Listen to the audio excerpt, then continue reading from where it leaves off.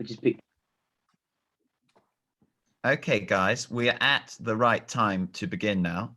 So I'm going to put us in, and then Claire's going to obviously start. So 3, 2, 1.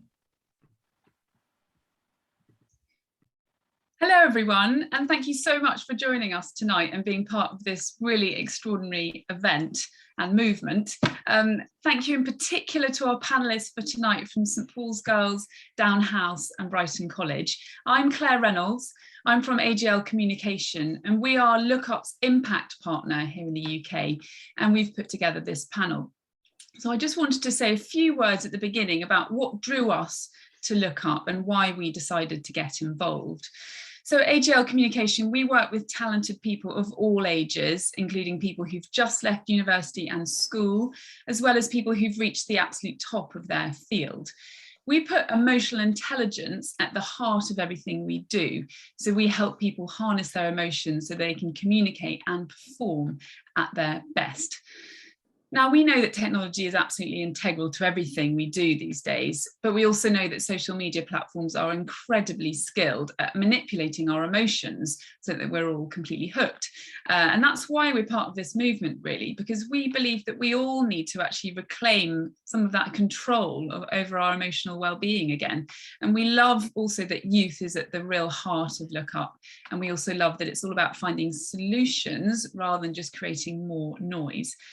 So we really want to get as many young people as possible involved here in the UK. And that's why today we're going to launch our LookUp Digital Wellbeing Challenge, which is a competition where we're getting young people from all over the UK to come forward and tell us one thing they'd change to improve digital wellbeing for their generation. So it's open to 17 to 24-year-olds in the UK, and the deadline is the 18th of November. And I think we're going to put the link into the chat. So please do enter and tell your friends to do the same. And now I wanted to hand over to Lawrence Ampofo, who's going to say a few words ahead of the panel. Lawrence is a really influential thought leader in this space. He helps organisations create digital experiences that are positive, ethical, and don't cause harm to their users. He also created the Digital Mindfulness podcast, which I have to say I highly recommend. And we're thrilled to announce that he's also going to be one of our judges for our Digital Wellbeing Challenge. So Lawrence, over to you. Thank you, Claire. Just a very quick thing. Could you please make me a presenter so I could share my screen? Yes, we can do that. 1 second.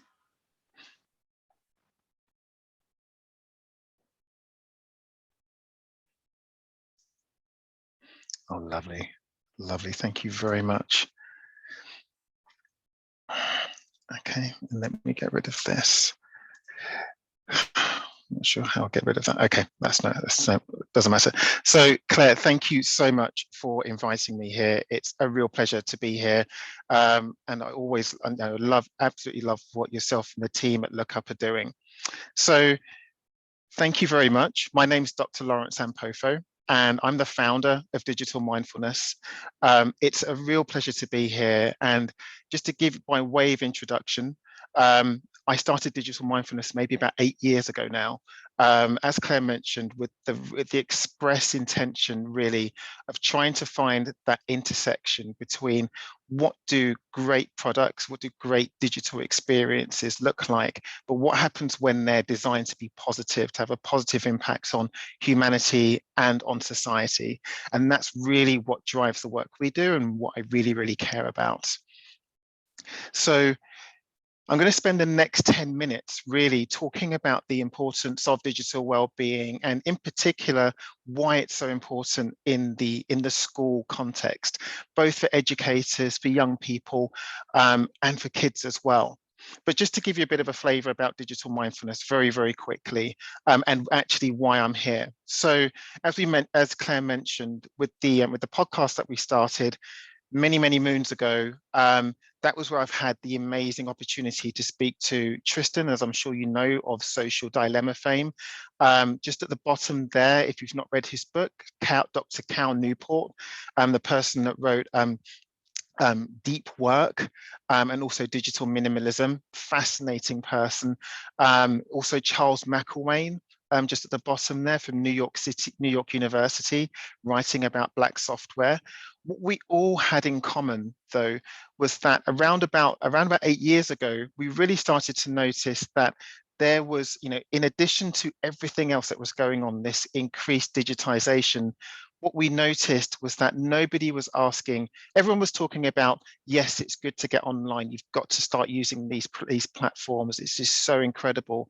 There was lots of techno optimism, but nobody was talking about how can we expressly create these products or these experiences for good. And so just on the right hand side of this slide, you can see there companies like Google, Instagram, etc., the BBC, Centre for Humane Technology.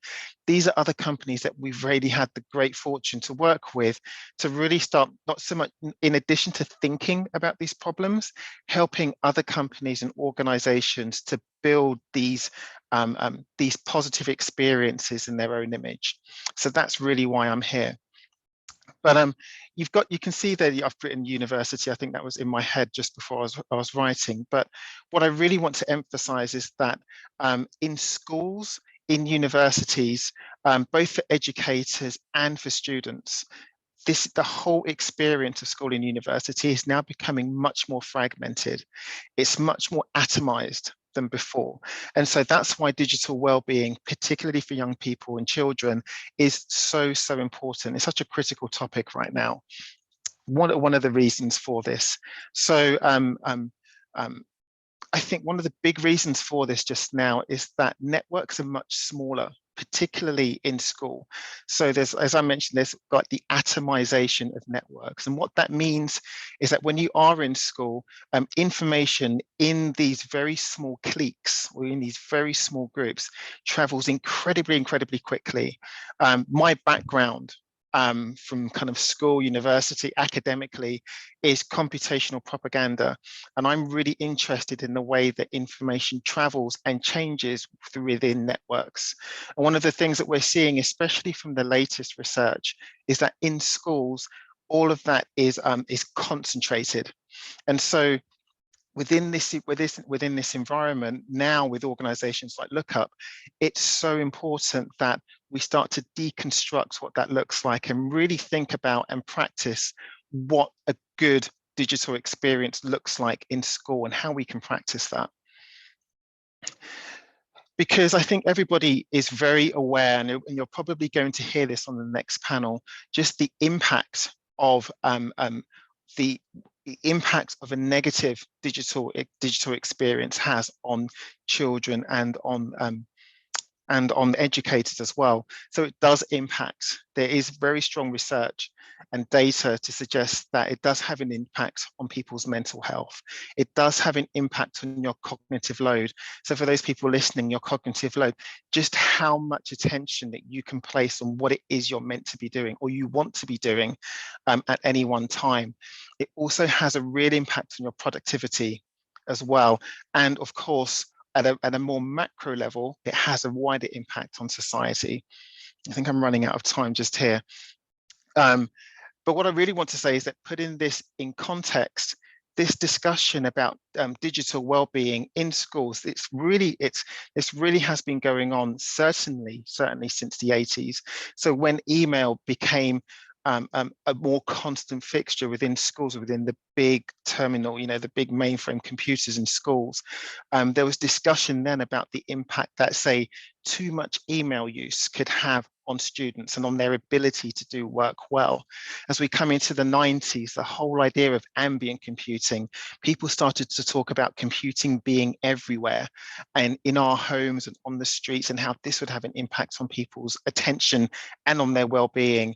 Scroll now to the 2000s, that discussion moved to social media and to smartphones, to now, well, I say 2015 onwards, where now we're talking about AI. So we're talking about now, when we think of social media, how do these automated decision-making tools that really bring up different types of information in our individual feeds, how do these impact on our digital well-being?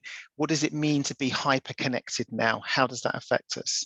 So you can see just how over the years, the nuance of these questions really gets, it becomes much more complex, which is why being here is such a fantastic thing today. So these companies really are leading the charge just now. They're really in charge. When I say that they're leading the charge, they very much are in charge of building out these important products, these important experiences that enable us to really visualize what a positive digital well-being experience is going to be. So I think I'm running out of time, but what I really wanted to talk about, is, in addition to the way that I've been saying, of course, my argument is that yes, being in a social media, a socialized, digitized environment, that does have an impact on our digital well-being. There are also challenges to this, and it's really important that we're aware that there are people that think the opposite to this. To the lady in the picture here just now, Amy Orban, Dr. Amy Orban, there's a lot of discussion to say that actually social media, video games, etc., that they actually don't have an impact on people's digital well-being. Actually, the data doesn't support all of that. So it's really what we're seeing. Again, what I really want to emphasize is that the discussion is really starting to become much more complex, that there are lots of people that will have differing experiences. And that's why being here is such an important experience. So what I want to do now is to pass over to my colleague, Nelson McMillan, who's going to be facilitating the next panel. Nelson has over 20 years experience as an international strategist, and his experience ranges from NGOs to Fortune 100 companies. He's a former Royal Navy warship captain, a Harvard Business alumnus, and a Stanford entrepreneurship graduate. And he strategized for private and public sector companies. As a futurist for the UK government and on the board member for LookUp Live, Nelson is an advocate of digital well-being and believes that ethics, governance, and education are absolutely essential to the safe and healthy integration of digital technology into society. So with that, I'm going to pass the microphone to Nelson McMillan. Thank you very much, Lawrence. What a great contextual overview to get us started. This is about the youth. So before we dive into the discussion statement, I'm going to introduce or ask each of the panel members to give us a quick introduction as to who they are, what school they represent, and what their connection is with digital well-being. So let's start with Amanda Lee, please. Hi, I'm Amanda and I go to St Paul's Girls' School in London, and I'm really passionate about well-being and mental health, so that's why I decided to take part in this summit.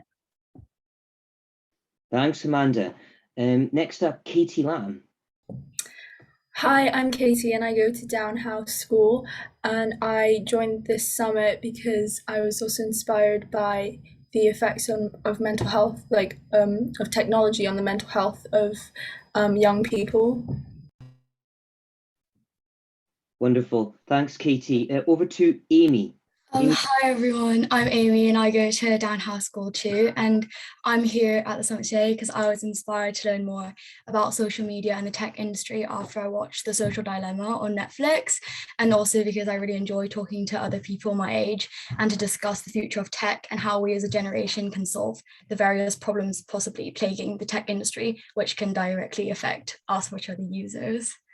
Wow, Amy, you know, we're going to attempt to boil the ocean here today. Not very long, so we're going to get started shortly. But let's first of all jump over to Kerry.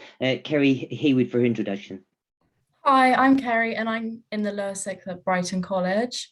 I took a particular interest in this subject last year when I did another project, which was a talk, and I found a real interest in the effects of social media on young people's mental health. So I'd really like to learn more about what we can do to help young people.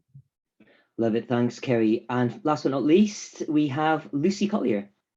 Hi, I'm Lucy. I'm also at Brighton College.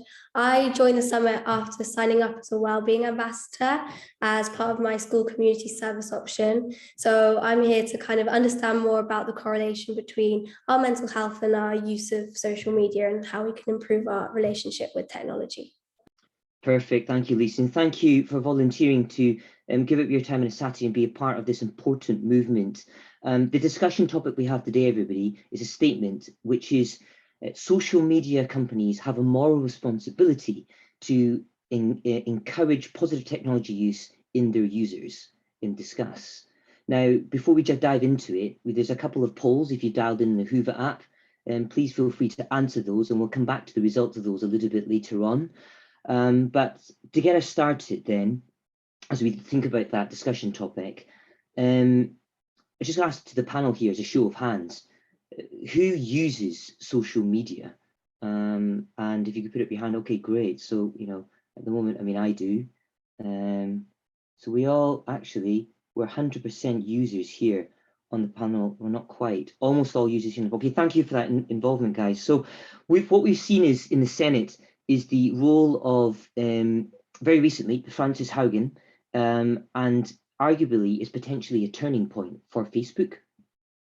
The question I've got to the panel is do you think this is a tipping point in society now? Will this create real change?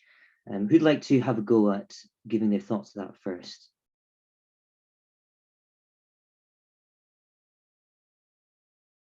All right, well, I'll tell you what, I'll pick someone at random. Amanda,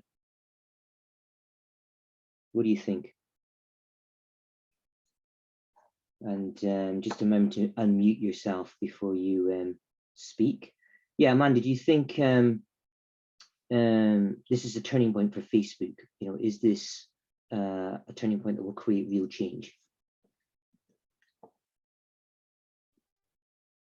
Hi, I'm so sorry. My Wi-Fi just like cut out just now. Oh, hey, no problem. Don't worry, Amanda, I'll give you a sec to recover. Let me instead jump to Lucy. Lucy, you probably had a bit more a moment to think. Do you think that this is a moment for change now, given all the ongoing? I definitely would say so. I think that now the public have been aware that Facebook kind of know what they're doing, if that makes sense. So now that they know that kind of Facebook are aware of the effects that they're having and what their algorithm is doing to young female girls, to young females, I think now people will be able to push and try and hold Facebook accountable to their actions, whereas before, you know, Facebook could argue, well, we just make an algorithm and people put this content on it. But now that we are aware, that I think it will spark change, hopefully. Brilliant, thanks, Lucy. Does anybody else have anything to add to that consideration, particularly the idea that, you know, Facebook maybe come back to that and would argue from Mark Zuckerberg's perspective that they're already doing a lot to encourage positive use, you know, family engagement. They care, in Mark's words, deeply about safety, well-being and mental health. So really they think they set up the platform with that in mind. You know, they're already doing the right thing. They apparently have a moral compass. Anybody have any comeback on that? And hasn't spoken yet. And let's perhaps go to Amy. Can you please repeat the question? It was a bit cut off there. Sorry. Yeah, right, no problem. Do you have any points to build on Lucy's point of view, particularly the quote I read back from Mark Zuckerberg, which was that he thinks already, you know, his company is set up to care deeply about safety, well-being, and mental health. I don't think he thinks he needs to make any changes. What would you say to that, Amy? I think a part of it is obviously Facebook is an app, a software that's been put out by his company. So I think there's so much power that Facebook can hold as a software. So like political things, like people's opinions, everything's posted on there. So I think there's a strong moral responsibility from the company anyways to like censor and monetize what information's been posted on there. So I think with this recent news, I think it's just brought light to the fact that this is happening. And I think they do need to take care from now on to put out more of the regulations that they might be putting forward into the public eye so that they can gain back a better reputation as a social media company. Interesting. Okay, so Lucy and Amy definitely, eye to eye on that there, and very much agreeing with the research that Lawrence presented to begin with. But what do people have to say about positive use of social media? I mean, we all put up our hands pretty much at the beginning there to see we use it as a panel. And let me just ask those that haven't spoken yet, why do you use it? And does it have a detrimental effect on your life? And let's try Kerry. Yeah, I definitely do use social media, and I use it to communicate with my friends. Right. And everyone put their hand up and said, yes, I use social media. And that just shows that our lives are so on our phones that if you weren't on social media, you'd be the one left out from that group. And I feel like it's not necessarily that Instagram and Snapchat have such a positive effect on your life. It's more that you feel obliged kind of to be on social media because everyone else is, if that makes sense. Got you. So it's this idea, am I saying, of FOMO, fear of missing out? That's a real driver. Okay, got it. What about yourself, Amanda? Do you have any, I know you use social media, have you had any problems with that? Or do you think that you're actually in a similar situation to Kerry, good control? So personally, I think having social media is really good because you get to connect with your friends and you can expand your social group and your social networking. And because having Instagram and just like social media in general, I think it's really good, but at the same time, you need to limit yourself to how many hours you spend on it each day. And if you use it wrongly, I think it can go quite badly. Oh, that's interesting, Amanda. You talked about this idea of hours and time usage. I mean, I just put one of the questions in the poll, and I'll put out there to everyone now to think about is, how much time do you think is too much time to spend on social media per day? And Katie, let's take that a point from Amanda and come to you for that. What do you think is too much time to spend on social media per day? I think too much time is when it starts to affect your relationship with people in your life. For example, your friends, if you're preferring to scroll through Instagram rather than go interact with them, or when it's affecting your academic grades and how you are with like people. For example, if you're in a boarding school, if you just shut yourself in and you don't interact with people, then that's probably when it's just getting too much, I think. Yeah. Got it. Thanks, Katie. Does anyone else want to comment on that point about how much time they think is too much time? Is it a number? I mean, or do you believe maybe time perhaps isn't anything to do with the fact that it's having a detrimental effect on people's lives? Kerry, you put your hand up. Let's go to you. I think that it completely depends on like the person that you are and how like social media makes you feel. And so and I think you kind of have, yes, you have to regulate that yourself, but it's also because social media is so addicting because of the algorithms. That's something that I think has to be changed by the companies themselves, because it's not the consumers necessarily just the consumers' fault that they're so addicted to the technology that they're using. Oh, that's a good point. And I think it goes back to this idea of the opening statement. And it's quite an accusatory statement to say from the outset that Facebook doesn't have a moral compass in many ways. I mean, do you think that's true? I mean, would you put yourselves in the shoes of a Facebook employee right now and think of all the thousands of people that work for them? If Facebook truly is evil in that respect, in terms of what it's doing, in terms of its algorithms, why would you work for Facebook? Anyone want to tackle that? I mean, for example, if Facebook offered you a job right now, anyone in the panel, would you accept? And let's go to Amanda. I see your hand up, Amanda. I think Facebook is a really big company and a lot of people know about it. So yes, personally, I would accept the job. And because Facebook is such a well-known company, so you basically know what you're going to do there and their effects on the public. But at the same time, because Facebook there's so many things posted on Facebook, it's really hard to moderate stuff. But then if I personally work at Facebook, I think you could kind of bring that to Facebook and make a change. And also, yeah.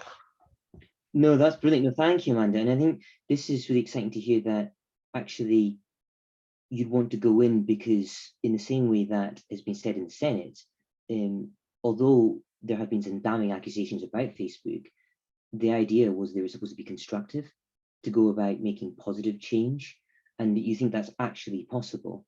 What about this idea of perhaps, and by the way, thank you very much for the chat questions that are coming through the Q&A. I'm going to try and get to those in a moment. But what about this idea of breaking up big monopolists like Facebook, and other ideas that this panel might have to try and get social media companies to take more responsibility? What ideas do you guys have? What would you do if you took that job offer and had the opportunity to wave a magic wand and make that change? That's putting people on the spot a little bit. Any ideas? What would you do to solve the issue? Now let's perhaps go to Amy first. I think to create a positive change, if I was an employee at Facebook, I think I'd start by looking first at what's already in place. I think there's quite a lot of things in place already, like concerning things about, like, when there's topics about politics, there's usually like a notification, like a little line at the bottom that will ask you to go and double check the facts and things. So that promotes like the elimination of fake news and to get users to be more aware. I think something else that they could add is maybe more censorship in terms of adding like trigger warnings. And I think in the recent age, like mental health is brought up a lot. And I think social media is somewhere where like mental health, like panic attacks and things can be triggered a lot. So I think adding like trigger warnings and adding censorship can really help people have a better scrolling experience on Facebook or other social media sites. So I think that's something that I would try and implement more. Brilliant. Well, good. Thanks for the suggestion, Amy. A good creative idea to build on. And does anybody else want to add anything else to that? No. Okay. Well, yeah. I think something else that they could do is, there are a lot of kind of influencers at the moment, and they kind of edit their pictures, but they don't say that they do. So I think I'd want to put a policy where if you do edit your pictures, you can actually add something into your caption, or have something like a small icon at the top corner saying, this is edited. And hopefully that could help to help the unrealistic body standards and body image that people have and that young girls hold themselves to, which are just not true. So that's, that idea. Oh, great. I think it's really important hearing these messages from you guys, because actually you're the regular users. Out of interest, Lucy, how many hours do you use, your favorite social media app a day? Yeah, I think I used to use social media a lot more, and I think similar to with what Kerry was saying, I kind of stopped using it as much when I realized how it would make me feel. So I'd kind of feel quite productive, like I wanted to do something, and then I'd go onto social media and I'd be on there for an hour, and then afterwards I'd feel a lot worse, and like less I wanted to go and do things. And I think being able to have that realization and reflect on the fact that actually going on social media has made me feel worse, kind of helped me to stop using it as much. Lucy, why did you feel worse? I think I felt less productive. I think I felt kind of worse in myself. I wanted to get lots of things done, and I haven't done any of that, and that's slightly frustrating. So I think another thing that I'd want social media companies to do would be to encourage people to think, like, how does using this make me feel? Is this something that I'm enjoying doing? Maybe I know there's a meditation app that has kind of like a check-in, how are you feeling at the moment? And maybe Facebook or Instagram could have a similar one of those, where you just kind of take a step back for a second, you go off social media and you think, oh, how's this made me feel? And it can, help you feel like, oh, maybe I need to go off it now.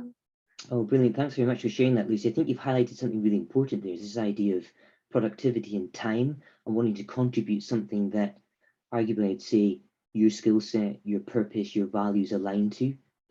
So that's maybe something we can come back to a little bit later on, but I'll pause to see if any of the other panelists want to add to that.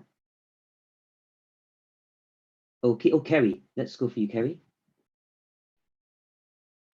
I think adding on from Lucy's point about celebrities having, or anyone having to say that they have edited their picture, I think that like nowadays celebrities have to say if their post is an ad, but sometimes they do avoid that, and I think the punishment for avoiding saying that something's an advert, something's not like their own real life, should be greater, because I think if you realize that they're not just posting that because they want to post that, they're posting that because they're getting paid to post that, you'd have less interaction with the post. Interesting.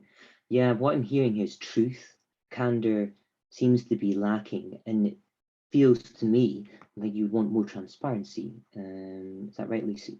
Sorry, Kerry, what you're saying.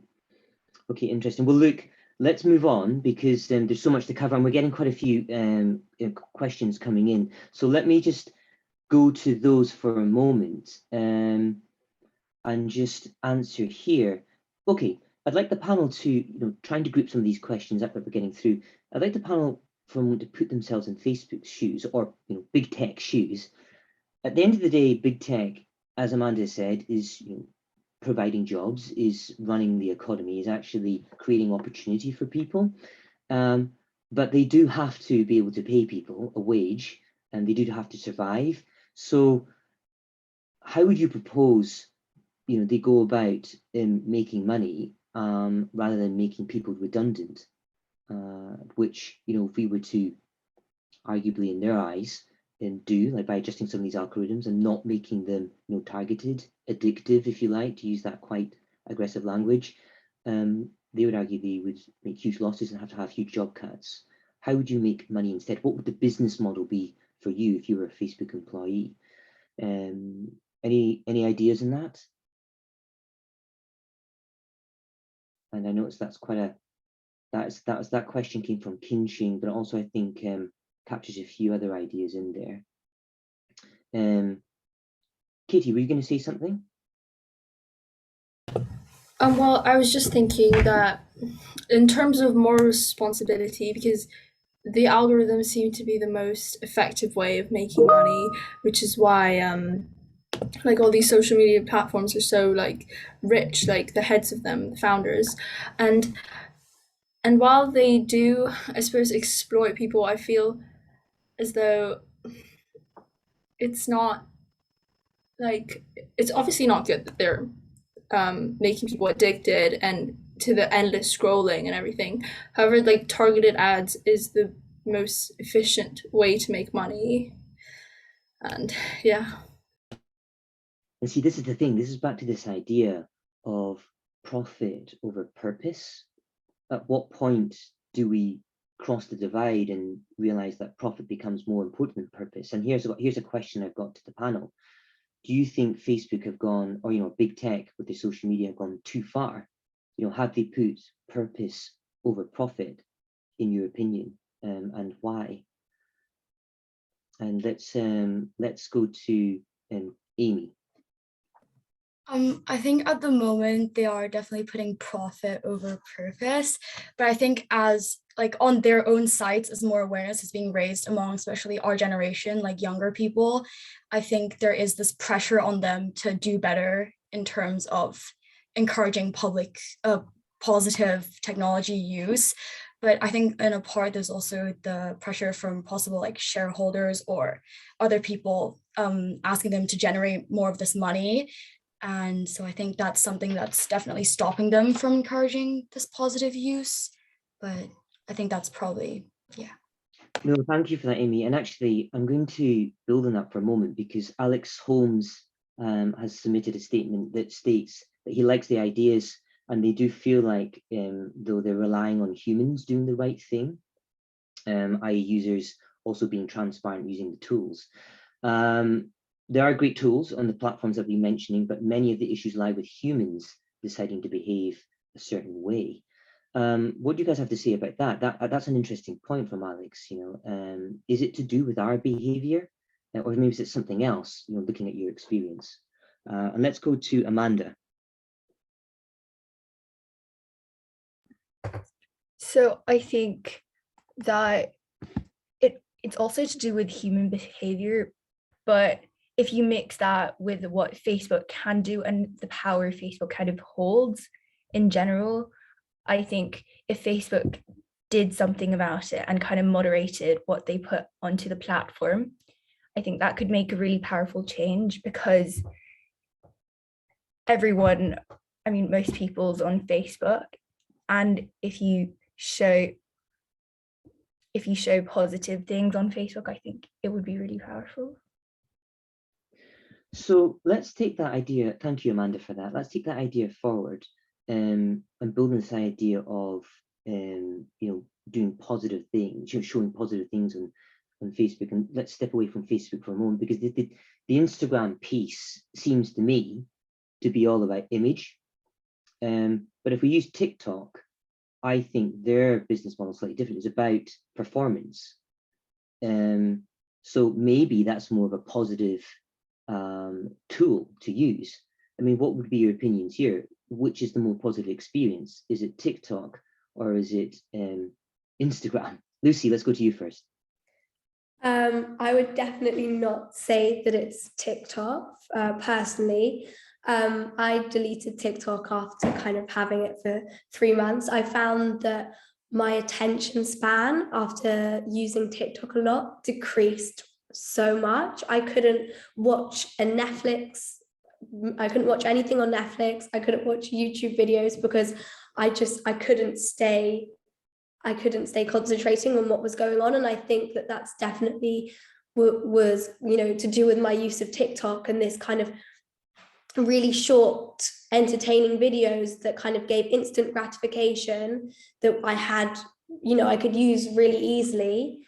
And I think so, yeah, I'd say Instagram is, for me, but I prefer using it more because I talk to my friends more on Instagram, like hold proper conversations with them. I never did that on TikTok. It would just be kind of sharing videos, and then that leads you into another hole inside TikTok. So yeah. Okay, so back to the algorithm point. Let's jump to Lawrence and then to yourself, Katie, afterwards. Thanks for that, Lucy. Lawrence.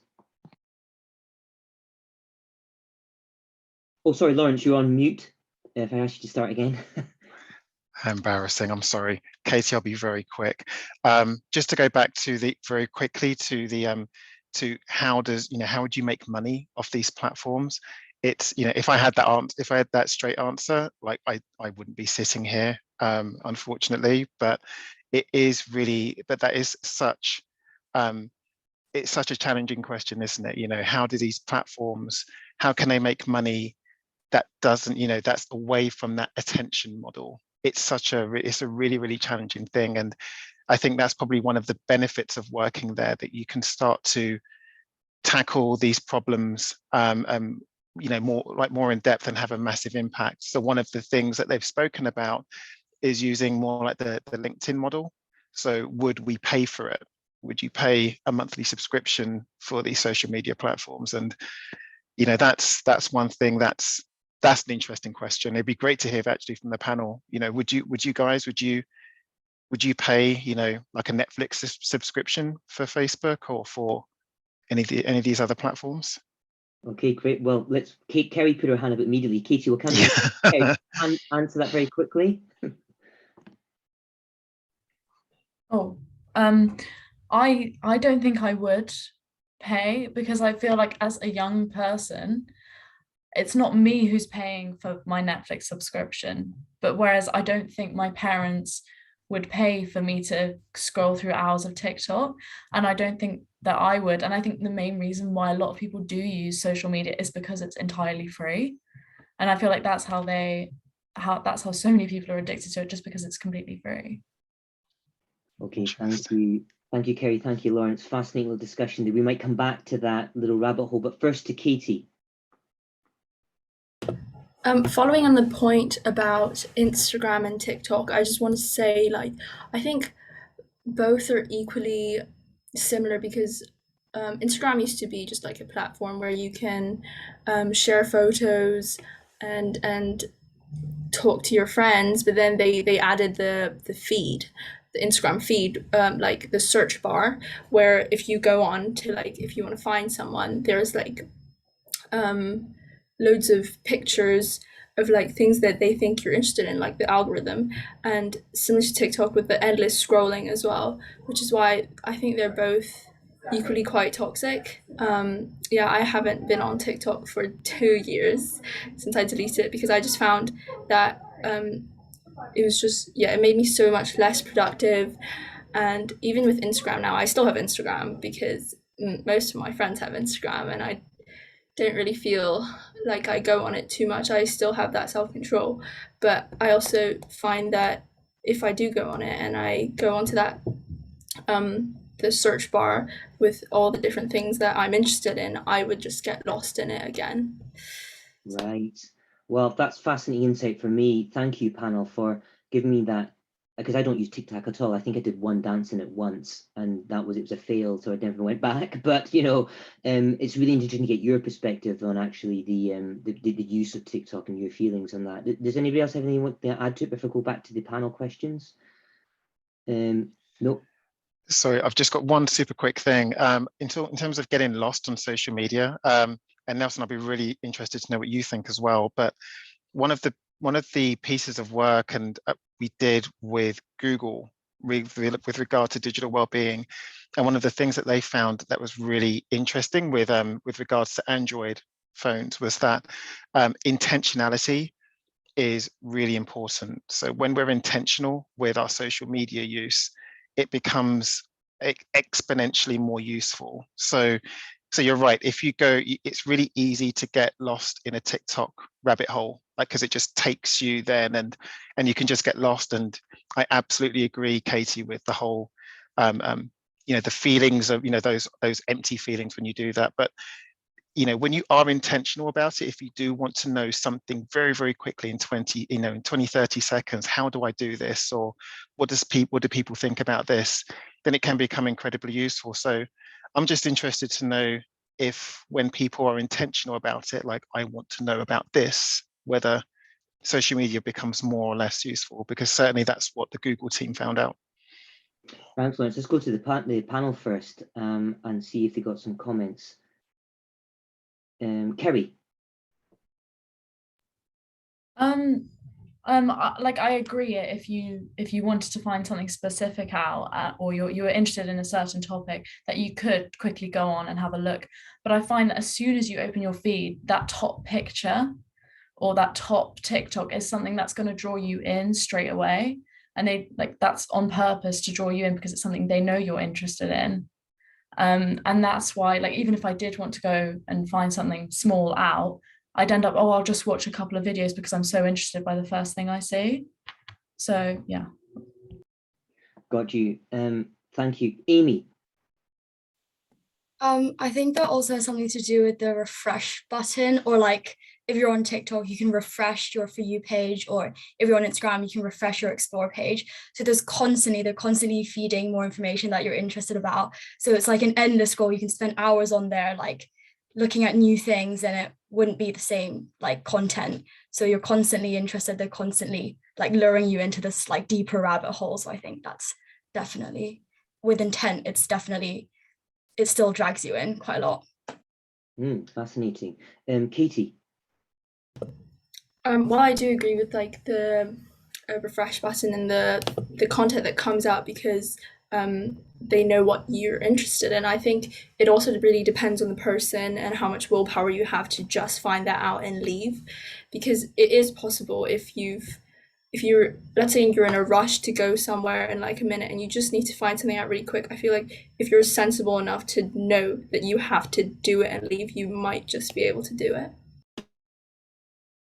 Yeah, I mean, and I won't give my intent. Thank you for sharing that, ladies. That was really insightful.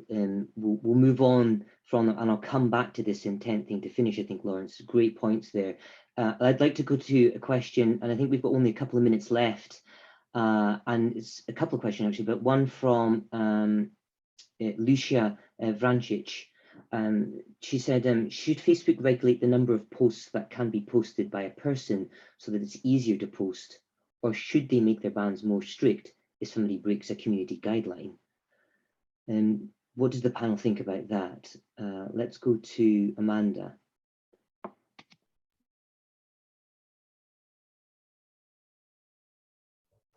I don't think they should do that because people. Wait, sorry, I'm so sorry. I think it just like cut out. Oh, back, Amanda. Please go on. I don't think that you should do that because people are always going to find different ways to kind of post. They can make multiple accounts and post on different sites and different apps, different dates. So I think you shouldn't limit how many posts you can post. Fascinating. Okay, that's from user experience there. Anybody else want to build on that before we move on? Okay, so we've got consensus there, but I think it's important to highlight this question here is from Kinshin. Would you say it's possible to survive without social media in this day and age and be able to build a strong personal brand at the same time? Let's go to, Kerry first. I think in this day and age, it would be like very, very difficult to build any kind of like personal brand just because like every single company you see has an Instagram page, like a Twitter feed. And I think if you don't have that connectivity, it's really hard to build links and it's really hard to reach a wider audience because like emails and things like that, they're so kind of a thing of the past now. And the future is so set in kind of social media, like right now, that I think it'd be really difficult to kind of build anything without the interaction of social media. And this is the challenge behind why we're doing the summit. So thank you for that, Kerry. Over to yourself, Amy. I think I agree with what Kerry said. It's like social media is already one of like the top things at the top of any company's kind of marketing plans or anything like that. So I think it's already incorporated into business models that social media marketing is at the top of the list for their marketing because everyone has a phone, but not everyone might see like a billboard on the side of the road or not everyone might use the train station. So it's like, it's very much, it's reaching a much wider audience, and especially with companies that want to target specific audiences, if they use like tags and things, they can reach those specific markets and sell their products better. Absolutely. So it sounds like I'm getting from the panel, we're going to have to learn how to live with it. But let's go to Lucy quickly. We've got a couple of minutes left. Go for it, Lucy. I actually think that this part of social media is a really good thing. So I think recently small businesses particularly have really been able to use social media to build a big brand. I was following someone who had she made mugs and she had like 400 followers, and 6 months later she had over 50,000, and everything was being sold within the first 3 minutes. And I think that just shows the power of social media, and that was obviously a really positive thing for her. So I don't think it's necessarily bad that you can't build a personal brand without social media. I think it's really great what it can do for people. Really interesting point, and thank you on that, Lucy. We're going to come back to that because I'm going to link that to Lawrence's point on intent. But let's go, for example, to the final question from Lucia Vrancic again. Thank you. Since social media hasn't made any major changes by avoiding important questions that the summit discusses about, what are your thoughts on pushing proposals to the government to implement stricter community guidelines? Would it be more effective? So it's actually, we're going back to the original statement.